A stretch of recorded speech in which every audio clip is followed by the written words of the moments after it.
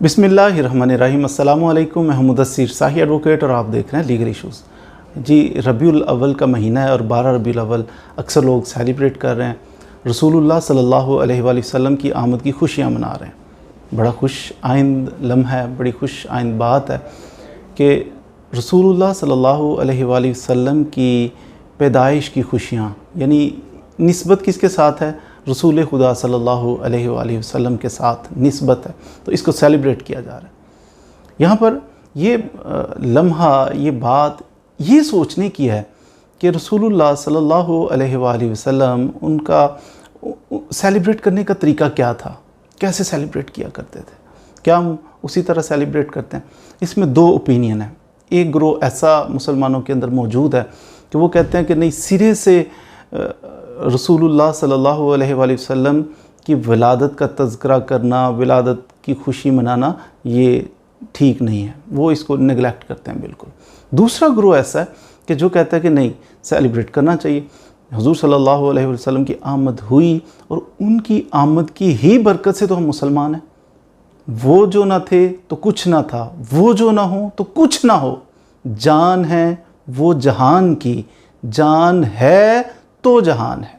یہ ان کا ایک اسکول آف تھاٹ ہے۔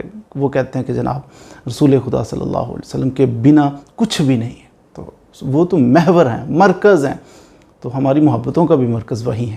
یہ دوسرا گروہ ہے۔ یہاں میں ذاتی میری اوپینین یہ ہے کہ رسول خدا صلی اللہ علیہ وسلم کی آمد یہ واقعی باعث خیر و برکت ہے۔ انہی کی وجہ سے تو کائنات کا وجود، انہی کی وجہ سے دین ملا، ان کی وجہ سے ایمان ملا، انہی کی وجہ سے قرآن ملا، یہ ساری سعادتیں مسلمانوں کو ملی ہیں، ان کی وجہ سے ملی ہیں۔ تو ان کی آمد یہ خیر و برکت کا باعث ہے، اس پہ خوش ہونا چاہیے۔ لیکن خوش ہونے کا طریقہ اگر غور کیا جائے کیا ہے، تو ہمیں حدیث مبارکہ صحیح ستہ میں سے نکال کے دکھائی جاتی ہے کہ رسول اللہ صلی اللہ علیہ وآلہ وسلم نے سیلیبریٹ کیا ہے۔ کیسے کیا ہے؟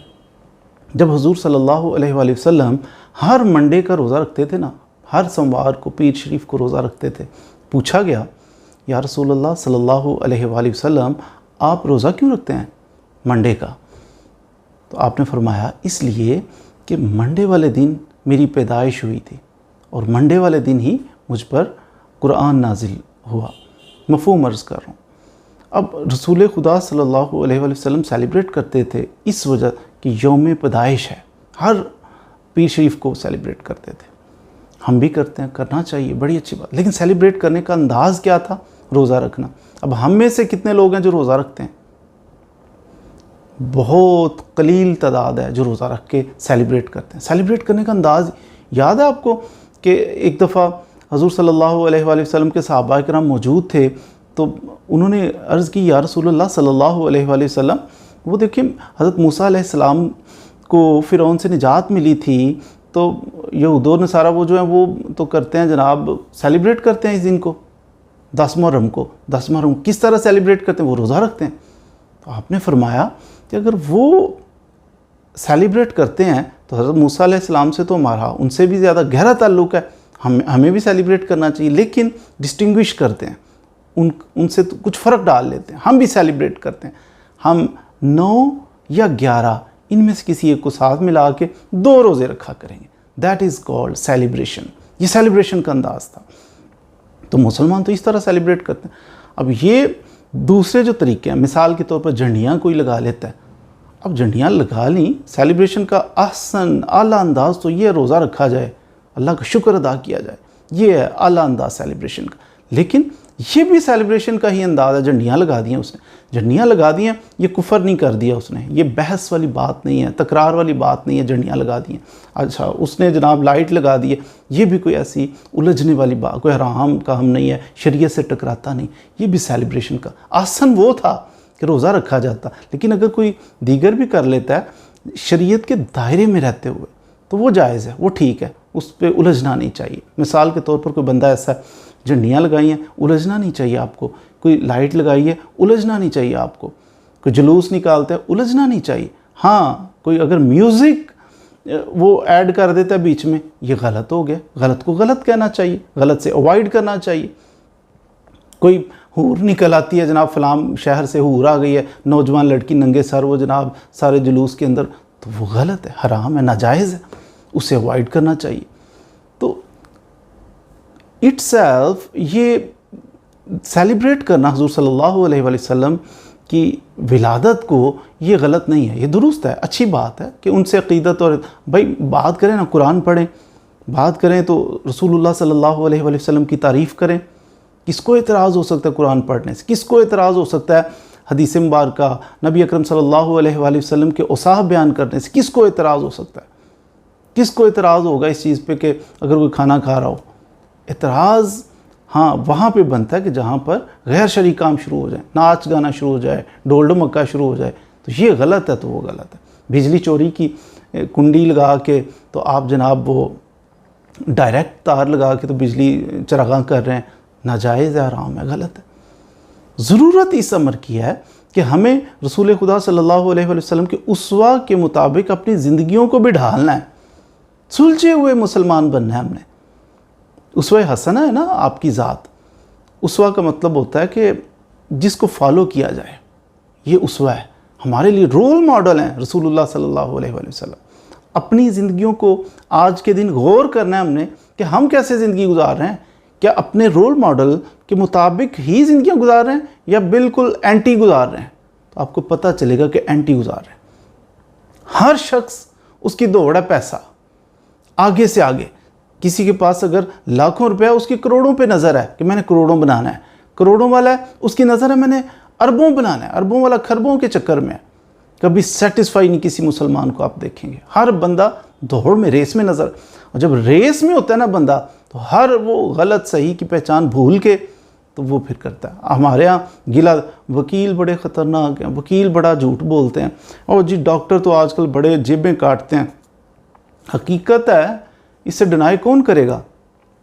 ہر شعبہ مسلمانوں کو اوورآل دیکھیں کہ یہ مسلمان کیوں پستی کا شکار ہوتے چلے جائیں۔ ہر شعبہ، عالم دیکھ لیں آپ، علماء کے اندر آپ کو ملیں گے، پروٹوکول دیں گے بڑے بڑے لوگوں کو، اور تہجد گزار کوئی غریب بیٹھا ہوگا اس کو لفٹ نہیں کرائیں گے۔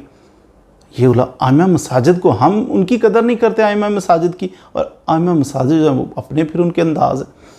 تو یہ وکیل ہو، وہ امام مسجد ہو، وہ ڈاکٹر ہو، وہ کسی بھی شعبے سے تعلق رکھتا ہو نا، مزدور کو دیکھ لیں آپ، مزدور بھی بلنڈر کر رہا ہوتا ہے، جہاں جس کا جتنا بس چلتا ہے اتنا جھوٹ بول کے تو وہ کام چلا رہا ہے۔ آج کے دن نیت ہم نے یہ کرنی ہے کہ رسول اللہ صلی اللہ علیہ وآلہ وسلم کا اسوہ، رول ماڈل ہمارے لیے جو ہیں، تو ان کی زندگی کیسی تھی، میں اپنی لائف کو ان کے مطابق ڈھالنے کی کوشش کروں گا، جھوٹ نہیں بولوں گا۔ ان کی لائف میں تو جھوٹ نہیں تھا۔ بیس کیوں جھوٹ بولا میں نے، کیوں پیسے کی ریس میں پڑا ہوا ہوں تو جھوٹ کیوں بولا؟ لالچ، کہ پیسے کی ریس میں میں نے آگے، یہ لالچ ہے انسان۔ ہر مزدور بھی کرپشن کر رہا ہے، پٹواری کرپشن کر رہا ہے، کوئی بھی کرپشن کر رہا ہے نا، پولیس والا کر رہا ہے، تو پیچھے بیس یہی ہے، لالچ اور پیسہ، حل من مزید والا حساب ہے، اور زیادہ پیسہ آ جائے، جھوٹ بولتے ہیں۔ حالانکہ رسول خدا صلی اللہ علیہ وآلہ وسلم نے فرمایا مسلمان جھوٹ بولنے والا نہیں ہوتا۔ لالچ، تو کیا ان کی لائف میں لالچ تھا؟ جو ہمارے رول ماڈل ہیں جن کو فالو کرنا تھا، لالچ نہیں تھا، جھوٹ تھا نہیں تھا۔ تو ہم نے لالچ، جھوٹ، ہماری کوئی مجلس وہ اس وقت تک جچتی نہیں ہے، وہ اس وقت تک اٹھتی نہیں ہے کہ جب تک غیبت نہ ہو۔ جب آبزرو کریں، غور کرنا ہے میری بات پہ، کہ جب بھی کبھی آپ کہیں بیٹھے ہوں، دو بندے مل کے بیٹھے ہوں یا تین بیٹھے ہوں، ہماری گفتگو کیا ہوتی ہے؟ ٹاپک کیا ہوتا ہے؟ غیبت۔ غیبت ٹاپک نہیں ہوتی، غیبت کر رہے ہوتے ہیں، ٹاپک کیا چوز کریں گے؟ جو ایبسنٹ ہے وہ، یار اس نے کیا کیا ہے پتہ ہے، اس نے تو یہ کر دیا، اس کی بچی نے تو وہ کر دیا، اس کا بچہ تو وہاں چلا گیا، اس کے باپ نے تو وہ کر دیا، اس نے تو یہ چکر چلایا، اس نے تو وہ چکر چلایا۔ لوگوں کے چکر ڈسکس کر رہے ہوتے ہیں، گویا کہ غیبت کر رہے ہیں۔ جو ایبسنٹ ہیں، جو لوگ ادھر موجود ہیں، ان کی غیبت، یہی تو ہماری گپ شپ ہوتی ہے۔ ذاتی حال احوال، کسی سے پوچھا نا، کسی نے انہوں نے کہا غیبت نہ کیا کرو، تو اس نے کہا غیبت نہ کریں تو پھر بات کیا کریں؟ باتیں تو ہوتی ہی غیبت ہیں۔ اب آپس میں بیٹھے ہیں، حال احوال پوچھنا ہے، جی آپ کا کیا حال ہے، بچے ٹھیک ہیں، اچھا آج کل کیا ہو رہا ہے، یہ ہو رہا ہے، وہ ہو رہا ہے، چند سیکنڈ میں بات تو ختم ہو جائے گی۔ اس سے آگے کنٹینیو کرنا ہے، ٹرٹر کرنا ہے، آدھا گھنٹہ گپیں لگانی ہے، تو غیبت ہوگی تو کام چلے گا نا۔ غیبت کے علاوہ یہ لمبی گپیں لگائے کیسے؟ تو اس لیے ہماری اٹھنا، ہمارا بیٹھنا، ہمارا سوچنا، ہر چیز رسول اللہ صلی اللہ علیہ وسلم کے اینٹی چل رہی ہے، اور دعویٰ ہم کرتے ہیں جی محبت، عشق، یہ وہ۔ غور کرنا ہے ہمیں کہ لالچ کو دل میں سے نکالنے کی کوشش کرنی ہے۔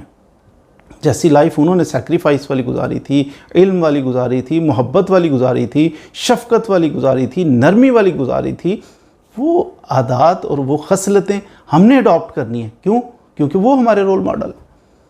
تو آج کا یہی پیغام تھا کہ وکلاء کو بھی بلنڈر نہیں کرنے، ڈاکٹر کو بلنڈر، ان سب کو، ہم سارے مسلمان ہی تو ہیں، ہر شعبے کے اندر مسلمان ہی تو بیٹھے ہیں، تو خیر خواہی کرنی ہے مسلمان کی۔ جو آپ کے پاس آتا ہے اس کی خیر خواہی کرنی ہے۔ ڈاکٹر ہیں تو وہ جناب بیچارہ اپنی والدہ کو، بوڑھی ماں کو لے کے آیا آپ کے پاس، آپ کمیشن کے چکر میں مہنگی دوائیاں لکھ کے دے رہے ہو کہ میرا اس میں کمیشن ہے، فلاں جگہ سے ٹیسٹ کرواؤ، میرا ادھر کمیشن ہے۔